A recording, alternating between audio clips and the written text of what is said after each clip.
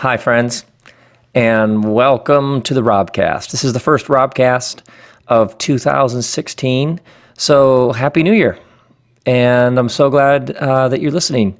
Usually I have like an outline, like I know exactly where I'm headed with the episode, and so I've got it in front of me, and I work really, really hard so that there's a very particular flow to things, and I always know where I am. And so if I do riff or sort of go off the outline, I always know where I am in it. But I don't really, I don't have an outline today because I'm just not in that zone. I had the Largo show December 21st, and it was just a blast. We actually recorded it and put it on my website. But then from there, it was like vacation time, and I'm still in, you know what I'm talking about, right? I'm still in the vacation groove. This summer, when the kids were out of school, we did the Everything is Spiritual tour. So as a family, we did 31 cities, lived on a bus.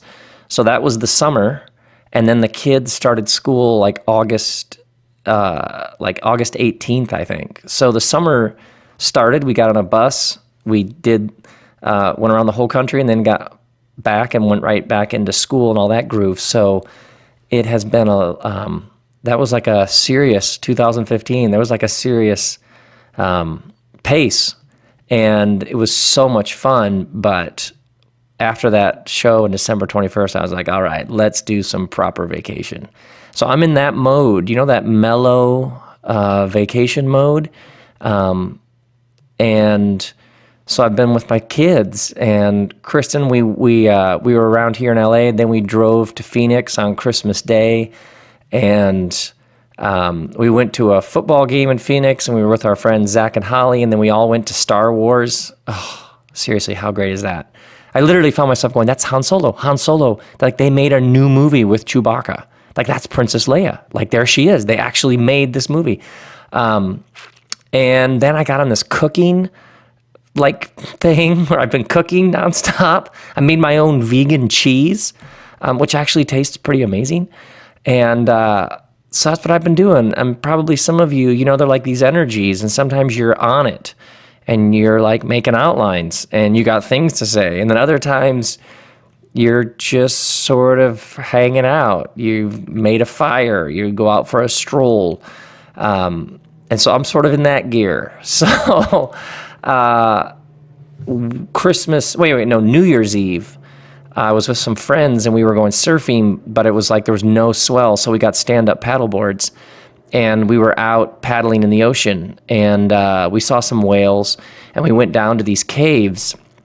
There are these caves that I've been to before where if the tide is right, you can get off your board and you can kind of swim into the cave, and then it's like really, really cool. And so it's New Year's Eve, and my friends and I go down to these caves. We paddle down to these caves that are a ways down the shoreline. And one of my friends, as we're paddling along, he's talking about how he's like, I want to be the best dad. I want to be the best husband. I want to do my work in the world. And he says to me, would you baptize me? So, and I said, of course I would. So we got down to the caves, and there were a group of us. We swam into the caves, and one of the caves, the top, it's open to the sky. And so we're in this cave, and the light is shining down into the cave, like in these shafts, like these beams of light that are bouncing off the water. And my friend Dave stood on one side of our friend, and I stood on the other, and we each put a hand on his shoulder, and we did like a baptism service. And I said to him, why do you want to be baptized? And then we went through why he wants to be baptized. And then I said, because of this, I baptize in you in the name of the Father, the Son, the Holy Spirit, and then buried in the likeness of his death.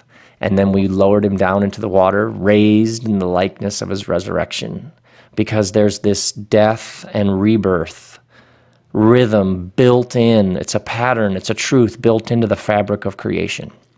It holds everything together. And baptism is this extraordinarily powerful, very mystical ritual where you are enacting a death and resurrection, an old life and a new life. And I pull him up out of the water, raised in the likeness of Christ's resurrection, and a wave comes into the cave and like just sort of washes over all of us.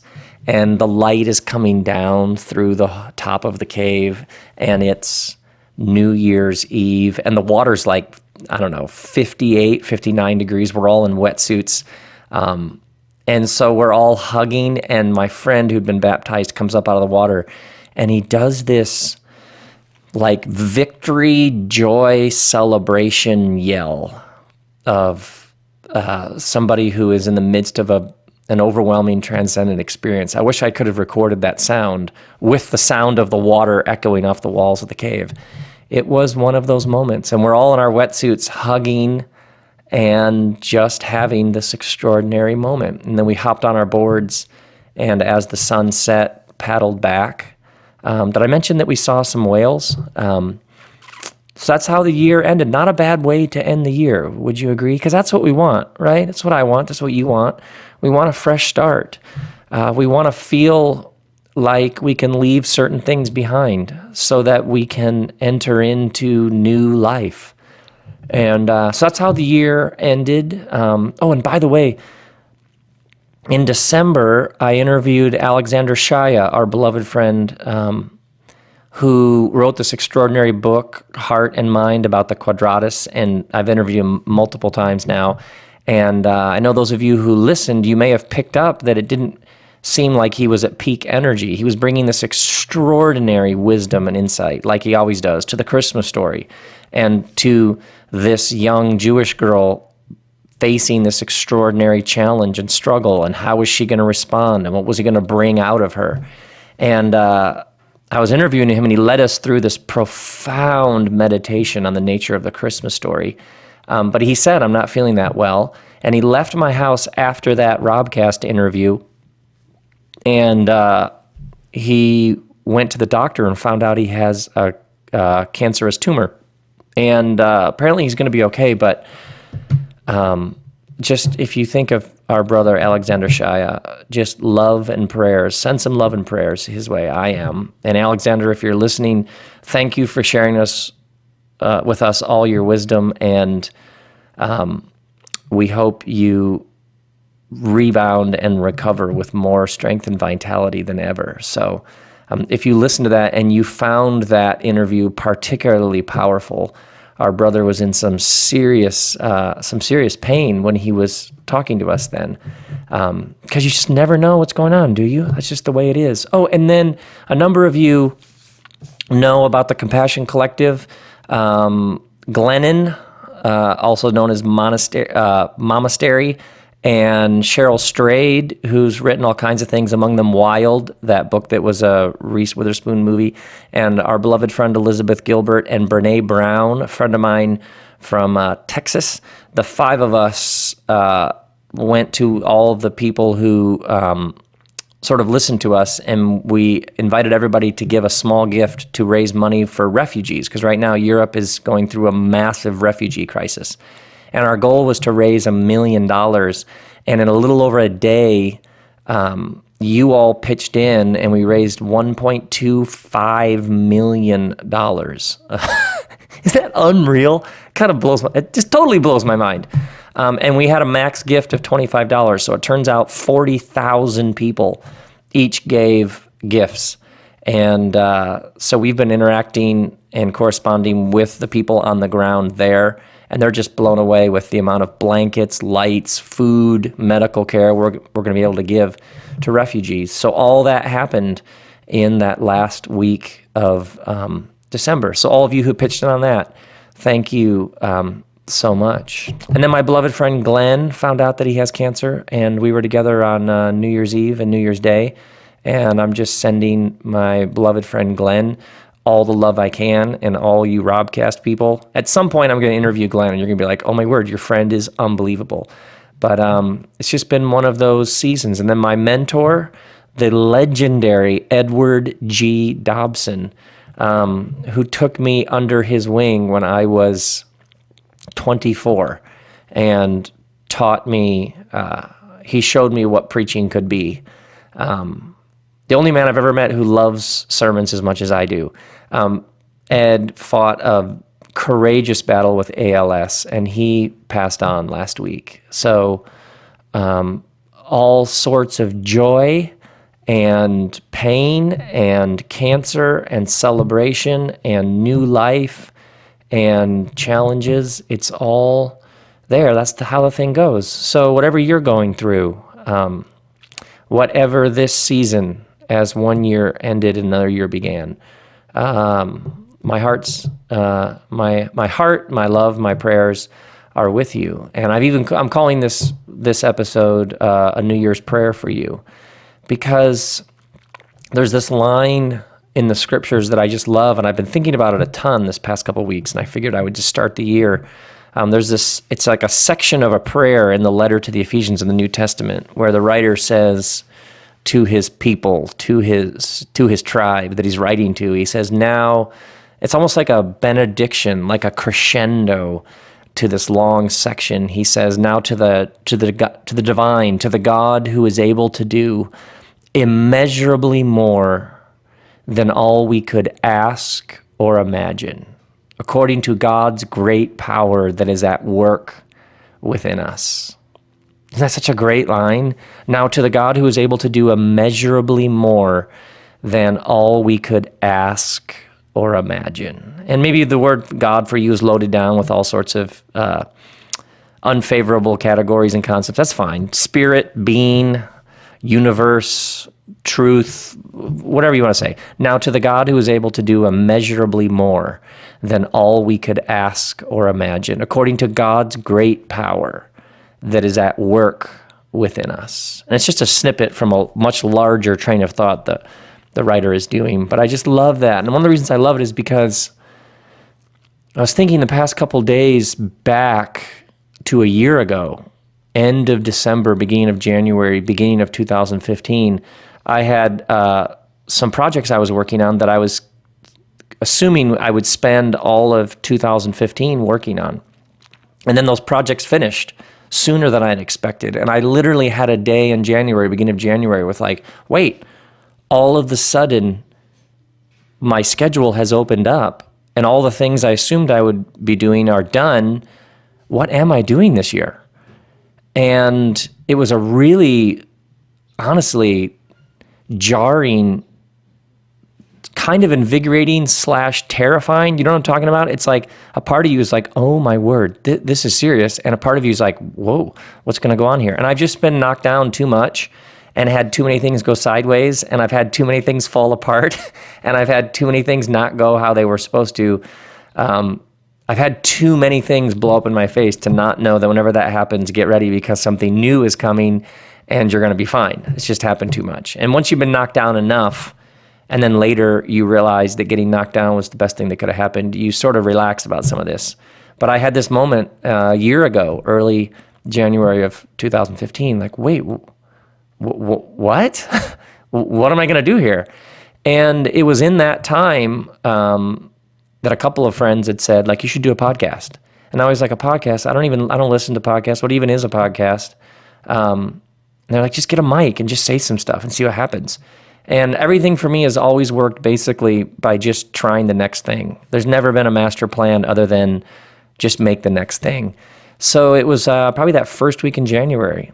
I borrowed a microphone from my son that was in like a cupboard in his room, plugged it in and did the first RobCast. And within a couple of days, so many of you were like responding like, this is great, make some more. So I made some more. And honestly, the RobCast has, I'm like literally getting emotional thinking about it, like tearing up. It has been such an unbelievable joy and unexpected surprise to do this podcast and then start doing it every week and to have you all who listen respond like you have. It has been one of the handful of best creative work experiences of doing my work in the world. And then at the end of December, Apple named the RobCast one of the best podcasts of 2015, which my friends tell me this is like a really big deal. They're like, no, seriously, that's a really big deal. I don't know anything about this stuff, by the way. Like, is it really, that's a big deal? Yeah, that's a really big deal. And then Apple said, now this is the graphic you can use, and there's very sort of guidelines about how you can put the word out. And so it's like you make plans and you throw yourself into it, and then it all blows up, and you're fine. In fact, you're better than ever. And for me, actually, the greatest frustration over the years has been I have so many things I'm making that I want to share. And like you think about traditional publishing is you put out a book every 18 months. So if I have 4 books in my head and I get the 5th idea, it's great. That idea I can share with people in 2021. Do you know what I mean? Like traditionally, the way it goes, there are these set times. And you can't really mess with certain ways things are done. But with the RobCast, I could just say it. If I wanted to do a week and a half on politics and guns, I could just do it. So I did it in December. Or I've carried around some of that forgiveness material forever. And I've done that content here and there, but never in one coherent stretch. And so like in October with you all, I just did one every day. And so this whole podcast, RobCast, this medium as a creative medium has just opened up these extraordinary possibilities of how I can do my work with and do it even more. And if I want to talk for an hour, I can. And if we want to make it short, we can. And if we want to, and then when I go, like if you and I go to lunch, I'm going to start asking you questions because I think people are really interesting. I think people are fascinating. There's something holy and sacred when you enter into somebody's story and you ask them 1,000 questions and you find out what they're thinking about and what they're feeling and what they've experienced. And so when I am with people, I ask them lots and lots of questions. And then I got the idea that I should just start recording these conversations. So I started posting those as part of the RobCast, and you all like love them. So I keep getting to introduce you to all these people. And oh, and by the way, the people who I'm going to interview in this next year, oh my word, I cannot. There are some people I'm going to introduce you to. Good Lord, just amazing. And there's some people that you've heard of who have literally said, could I come on the RobCast? To which I respond, yes, you can. So you're going to hear from some people that you've heard of, and then you're going to meet some more people, and I've been scheduling them, and it's just so exciting. So I say all that to say I never saw this RobCast coming. There was no plan to do it. It was literally a year ago, why don't I just try doing a podcast? And then it also gives me a way to tell you, like if I'm coming to your town, I can tell you. It gives me another way to introduce you to people that I would love to introduce you to. I have all these teachings and ideas and content that I can just give you. This whole thing exploded, and it was never part of some grand plan. It was just like fumbling around in the dark, trying things. And so as you enter a new year, you throw yourself into it, you make plans and goals, and then you also know that it may all go completely balls up. You know what I'm saying? It may all completely fall apart, and none of the things that you want to happen may happen, but a bunch of other things may happen, and it's just going to be fine. What I had in mind didn't happen, but then what happened is so different and so much better. Now, to the one who is able to do immeasurably more than all we could ask or imagine, according to the great divine power that is at work within us. It's the great mystery of life in the modern world, that there would be a power, a force, a divine being at work for you, a God who is for you, who wants you to thrive, who wants you to find joy, who is present with us in cancer and loss and heartache and defeat. It's the presence in the absence. You know what I'm talking about? It's when everything is empty and cold and dark, and yet there is the presence in the absence. Now to the God who is able to do immeasurably more than we could ask or imagine. So what are you asking for? What do you want? Like when you think about 2016, what do you want? And not like a shallow, like, well, I just want, no, seriously, like, what do you want? What do you want for yourself? True spirituality is not about running away from your desires. It's about going into the heart of them.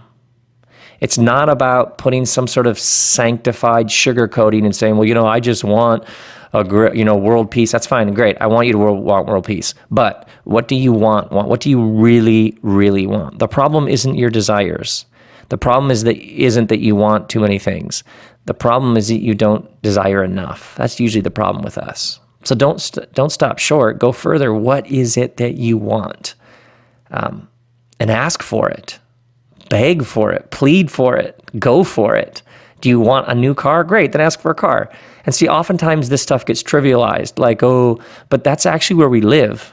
What do you want? Do you want to be an explosion of love into the world? Do you want courage, joy, and a meaningful path in the world? Often starts when you're honest about what you want. And oftentimes we don't want enough.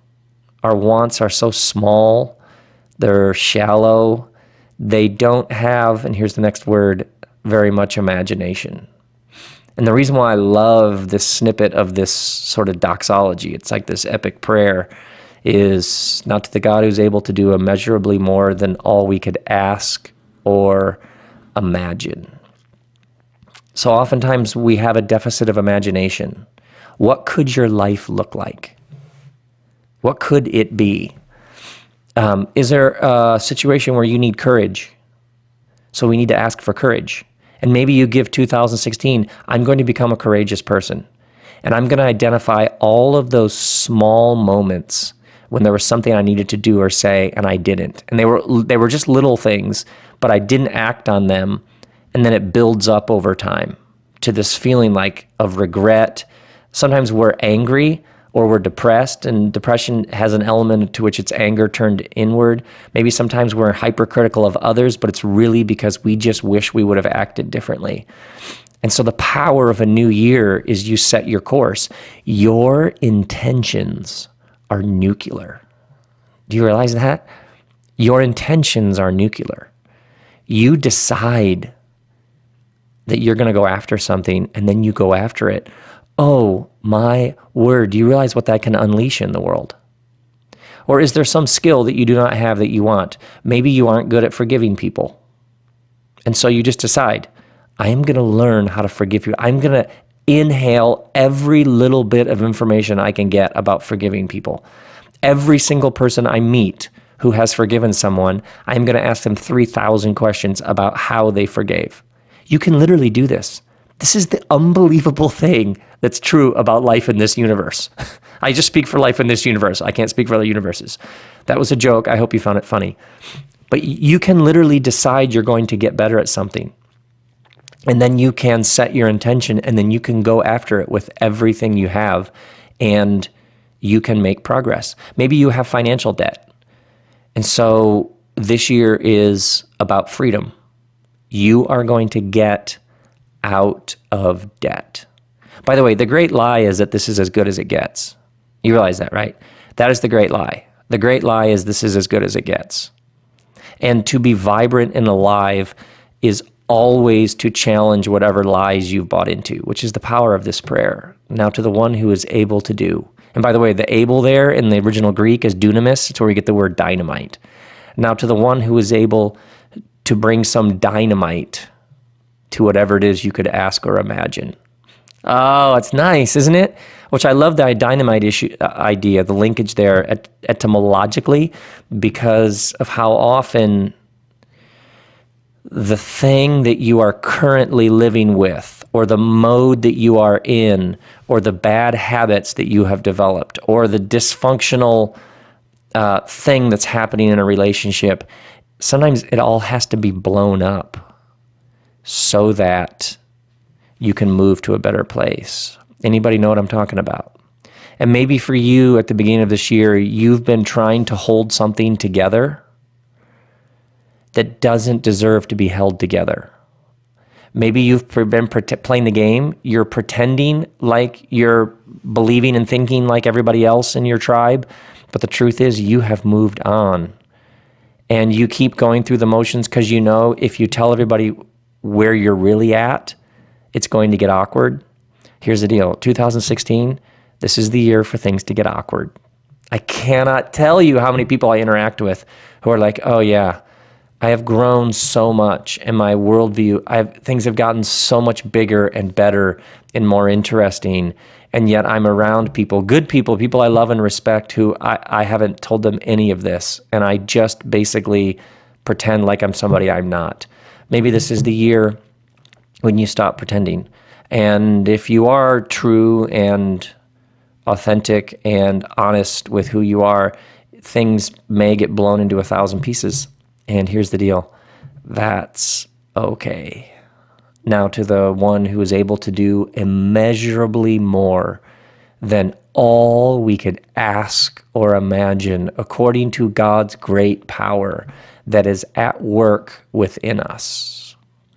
At the heart of this prayer is the assumption that there is power at work in the universe. Is there some situation where you have been trying to make something happen on your own power, your own steam, and you just keep pushing, you just keep pulling, you just keep trying, and it's not happening? And maybe this is the year where you let it go. You gave it everything you got, and it didn't become what you thought it was supposed to be or whatever, and so you just surrender it. And you just say, I am not going to keep trying to do this in my steam, in my power. And you open yourself up to forces and power way beyond you. Maybe there's a situation. Do you have a specific situation that is driving you mental? It's so frustrating. It's so depressing. It's so discouraging and frustrating. And maybe you say about that situation right now, God, I'm inviting you into this. Please do something really massive, because on my own, I've just made a mess of it. What are the few things this year that you're going to give yourself to? What are the few things that you are going to pour your energies into? Because you can only do a few things. So a couple questions. What are you going to leave behind? By the way, do you have any stuff that you need to get rid of? For me, always it begins by getting rid of stuff that I don't need. We often will just go through our house and just take a box and just put stuff and give it away. Like, we don't need all this stuff. Is your garage only have the things you need to do this year well? Does your closet, does your desk, what's on your desk? What's in your closet? Do you have clothes that you haven't worn in 2015? Why do you have these clothes? On behalf of the universe, I ask you, why do you have these clothes? What are the few things you're going to give yourself to? And do you have any clutter? Do you have any junk? Do you have any stuff? Do you have any things you don't use? And by the way, physical things have spiritual weight. We all realize that, right? When we have too much stuff, it weighs us down at a deep, energetic, spiritual level. So maybe we need to leave behind some of this stuff. Is there somebody who has hurt you? And we need to stop ruminating and obsessing about this person that hurt you. Because the things you have to do in 2016, you have to use all of your energies for this precious, sacred work that you have to do in the world. Because you do. You have work to do in the world. We need you to do your work. And if you are spending energy obsessing and ruminating on how somebody hurt you, that's energy that could be spent on you giving your best self to the world. So is there somebody you need to forgive? Is there some situation that sort of went south on you and you keep bringing it up, and we need to put it to bed, we need to put it to rest? Because now we're in a new year and we can't keep bringing that up. Is there somebody who you have been trying to help them, and I'm using air quotes here, get it? Is there somebody who you have been trying to get them to think or believe or act a certain way, and it hasn't been happening? They aren't coming along. You love them and have a wonderful plan for their life, but they just simply aren't submitting to it. And maybe now we decide that we're going to stop trying to force or convince or cajole that person into being somebody they're not. They're not ready. They don't want to come. They haven't seen what you've seen. So you need to leave them behind. Is there something that you were handed that you don't want to carry around anymore? Is there some belief system? Is there some perspective? Are there some assumptions that you were handed that they don't work anymore? And so we just need to leave it behind. It's okay. And maybe you have some guilt or shame from your tribe about it. Listen, you have serious, sacred, holy work to do in the world. And so you need to do it. And anything that's in the way, we need to let it go. And then for some, is it as simple as opening your hands, maybe palms up, and it's a prayer, it's a mantra in which you just say, I'm asking for some imagination here. Maybe your work has gotten soul crushing. Maybe you're out of ideas with how to guide your kids well, and you need imagination. Now, to the divine being who is able to do immeasurably more than all we could ask or imagine, according to God's great power that is at work within us. Spirit moves through all of us. The divine is at work in us, in all around us.